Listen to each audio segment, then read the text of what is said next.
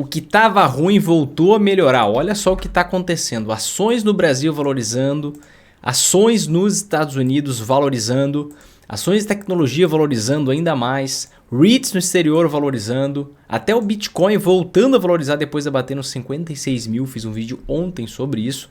Já volta a valorizar e o dólar ainda caindo. O que é que está acontecendo? Será que a gente chegou no momento de pivô? Onde as ações brasileiras vão parar de cair, onde as ações americanas vão parar de desvalorizar e a gente vai retomar uma jornada de alta nas ações no Brasil e no exterior? Esse é o tema do nosso vídeo de hoje. Eu vou explicar para você o que está acontecendo que está levando a essas fortes valorizações e se isso deve continuar ou não.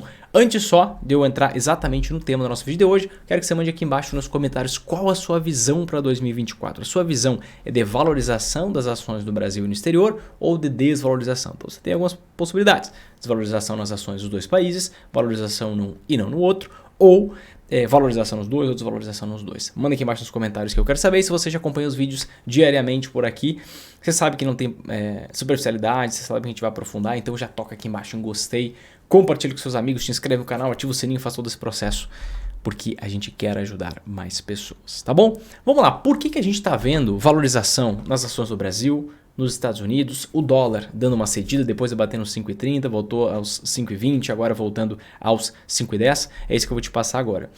Tudo isso está acontecendo por conta da decisão de juros americanos que aconteceu ontem.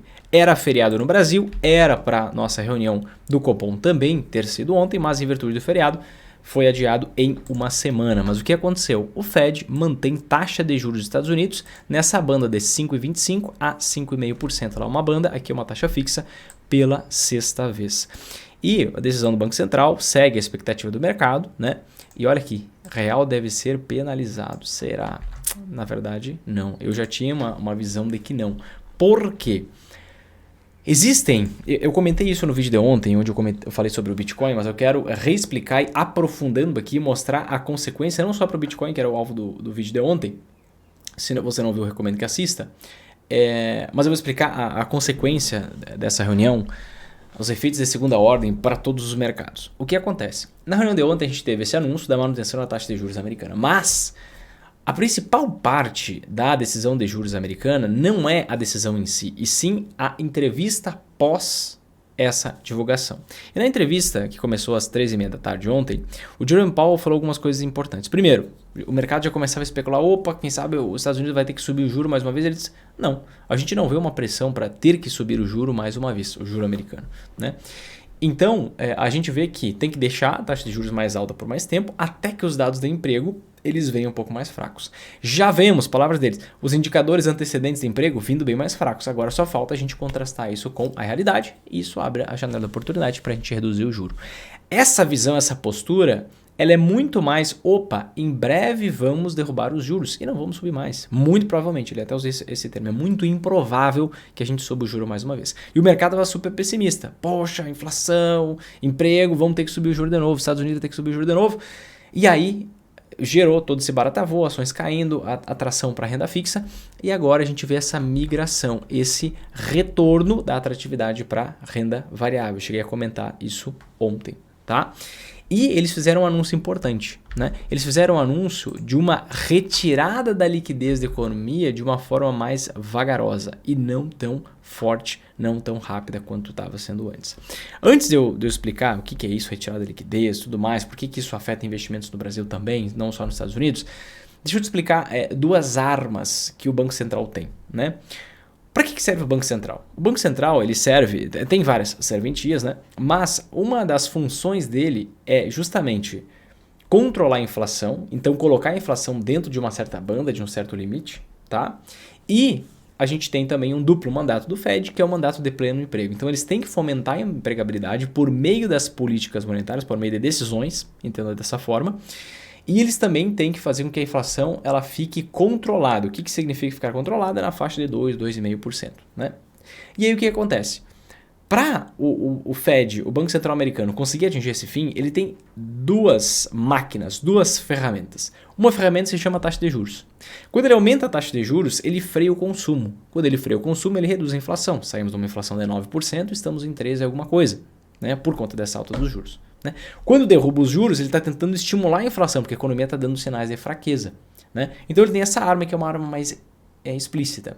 Só que tem uma arma mais implícita, uma arma mais escondida, que é chamada de estímulos monetários. Vinícius, que bicho é esse estímulos monetários? É isso que eu vou te explicar de uma forma bem descomplicada agora. O que acontece? Olha só. Nesse gráfico aqui, ó, você vê o balanço de ativos, o total de ativos, o balanço de ativos do Federal Reserve, que é o Banco Central Americano. E a gente viu que ó, na crise de 2008, a gente teve uma grande crise, a gente deixou dezenas de milhões de desempregados. O Banco Central Americano, ó, em toda a história, até a crise de 2008, ele tinha injetado na economia 925 bilhões de dólares, tá? Quando aconteceu a crise, ele foi lá, em pouquíssimo tempo, injetou mais 1,1 trilhão de dólares na economia. Isso foi uma injeção, um empréstimo de dinheiro. Ele estava comprando títulos, comprando dívida de empresas para elas não quebrarem. Tá? Então ele foi lá e emprestou dinheiro a um juro extremamente barato para as empresas ficarem com uma folga de caixa e não demitirem tanta gente, né? Ou melhor, ainda mais gente. E aí, com o passar do tempo, o que foi acontecendo? Eles tiveram que continuar fazendo essa postura, né? Cada vez comprando mais títulos, cada vez... Ou seja, o que é comprar um título público, né? Ou título privado, nesse caso? Eu empresto dinheiro para alguém e esse alguém me dá um título que é uma promessa de pagamento futuro. Eu vou te retornar esse dinheiro corrigido por um juro específico. E ele teve que inflar esse balanço de ativos até 2015, mais ou menos, 2014, né? 2015 ele começou a reduzir esse balanço, indo lá e aqueles títulos que ele estava comprando das empresas, ele começou a vender. Isso quase levou os Estados Unidos para uma crise em 2019, né? Eles voltaram a comprar títulos, né? E em 2020, aqui a gente tinha já 4 trilhões de dólares injetados na economia e... Poxa, 2020, em poucas semanas, até maio e junho, eles injetaram mais 3 trilhões na economia, e chegando a 7 trilhões, e de 2020 tá, até o início de 2022, eles injetaram mais 2 trilhões, chegando aqui numa totalidade de 9 trilhões injetados na economia. E quais foram as duas posturas que o Banco Central Americano, o Fed, estava executando para diminuir a inflação americana, que é o grande foco, né? Desde o início de 2022, eles começaram a elevar a taxa de juros americana e a vender esses títulos que eles tinham comprado antes. Né?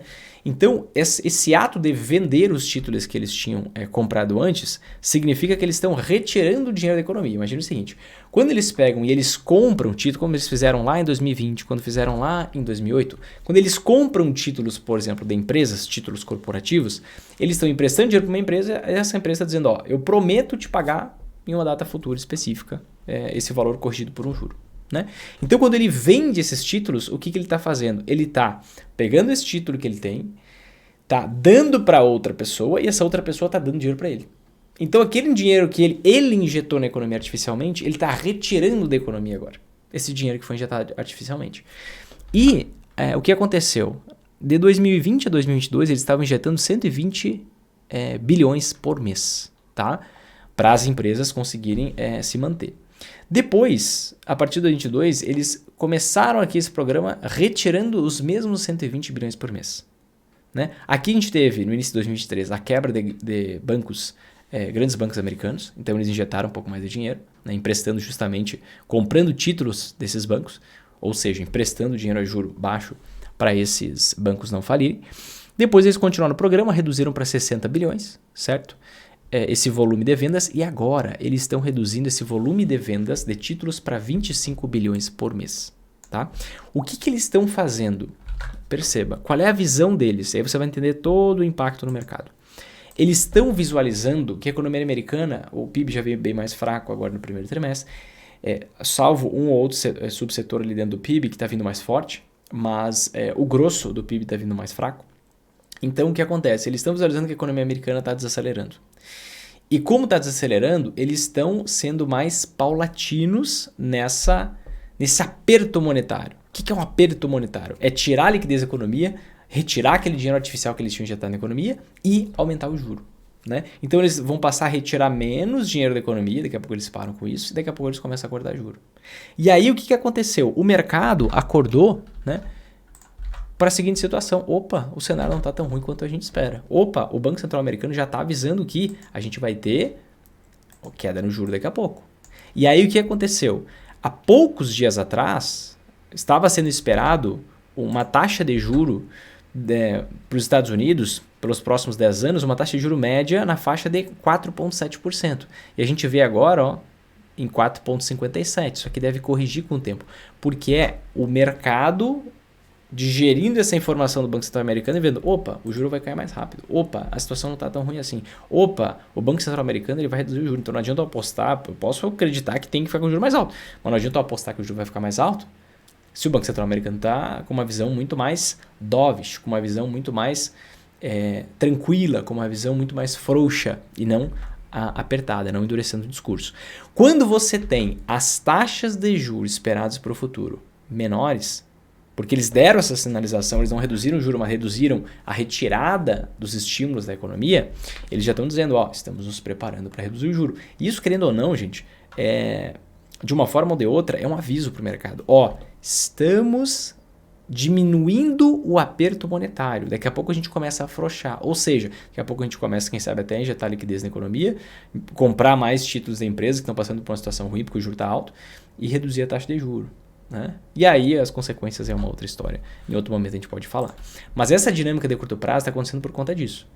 Juro, a taxa de rentabilidade, juro é a taxa de rentabilidade da renda fixa, taxa de rentabilidade média, né? Está sendo esperado que seja mais baixo agora. Se isso está sendo esperado que seja mais baixo do que antes estava previsto pelo próprio mercado, o que acontece? Uma reprecificação geral nos ativos.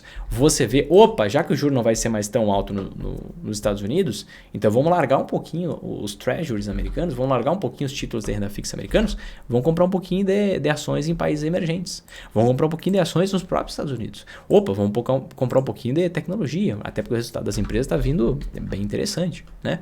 Vamos comprar um pouquinho de REITs. Por quê? REITs é mercado imobiliário. REITs são inspirações para os fundos imobiliários aqui no Brasil, né? Eles surgiram na década de 60, os fundos imobiliários inspirados neles surgiram na década de 90, né? E quando você tira a atratividade isso eu alertava ontem, tá? No vídeo sobre Bitcoin, já deu uma valorização aí de uns 5, 6% desde o momento que eu publiquei o vídeo. Como você explica, ou melhor, o Banco Central Americano diz, ó, o juro americano não vai mais ser tão alto. O que é o juro americano? Ele é o custo de oportunidade. Então você vê justamente, ó, opa, já que o juro americano não vai ser mais tão alto, já que eu não vou ter uma rentabilidade mais tão alta investindo no Tesouro Americano, em títulos públicos americanos, faz sentido eu me expor mais a risco. Então vamos aproveitar que o Bitcoin teve uma queda aqui de 20% e vamos expor a Bitcoin também. É por isso que a gente vê o Bitcoin valorizando nesse espaço de tempo, nesse intervalo de tempo. Tá? E também é por isso, voltando aqui, faltou mostrar, que a gente vê o dólar cedendo hoje, caindo 1,5%. Por quê?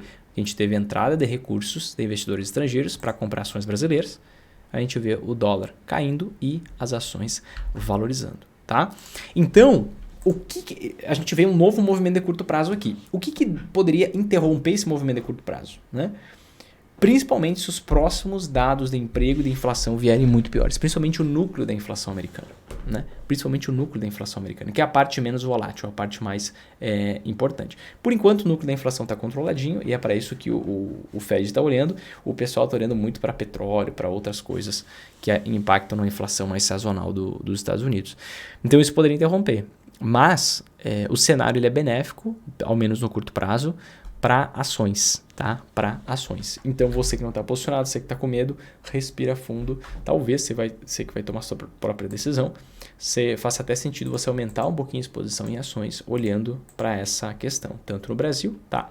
Quanto no exterior, né? Para renda variável, não vou dizer para ações, para renda variável, tá? Porque no exterior hoje eu prefiro os REITs ao invés de ações americanas, né? E por que para o Brasil é importante cair o juro americano? Porque a gente precisa ter um diferencial de juro, até vou colocar na tela aqui para você, de cerca de 5%, né? Cerca de 5% entre Brasil e Estados Unidos. Muito do dólar que está aqui no Brasil é dólar especulativo, de especuladores estrangeiros. Então o que acontece? Você vê aqui na linha azul a taxa de juros brasileira, estamos em 10,75% hoje. Você vê em laranja a taxa de juros americana, 5,5%. A gente pode derrubar o nosso juro em 0,25%, 0,5%, no máximo 0,75%. Né? Porque a gente ficaria com um diferencial de 4,5% de juro. Se descer o nosso juro demais, muitos especuladores né, que trocaram seus dólares para real para investir em renda fixa aqui, pegar esse juro maior, eles tiram o dólar daqui e aí se eles tirando o dólar daqui, dólar dispara, eleva a inflação e o nosso juro tem que subir de novo. Então não adianta descer o juro na marra. A gente precisa que os Estados Unidos desça o juro para a gente conseguir descer o juro. E se o Banco Central americano dá uma sinalização de que o juro por lá vai cair daqui a pouco, isso nada mais é que uma sinalização de uma permissão, digamos dessa forma, para o juro cair mais aqui. Juro cai mais aqui, aquece a economia, cenário melhor para as ações e tudo mais. Então é por isso que você vê toda essa dinâmica, essa rotatividade dos investimentos mais pró-ações nesse momento. Isso deve continuar por mais alguns dias, algumas semanas, pelo menos até o próximo resultado que a gente tiver, os próximos indicadores de emprego e de inflação. Tá bom, queridos? Queria destacar isso aqui para vocês, porque eu vejo bastante gente pessimista, preocupada, e na verdade a gente está num momento de preço bem interessante das ações brasileiras, né? Para um aumento de exposição, desde que ações específicas, ações anticrise, o tema da nossa live da última terça-feira.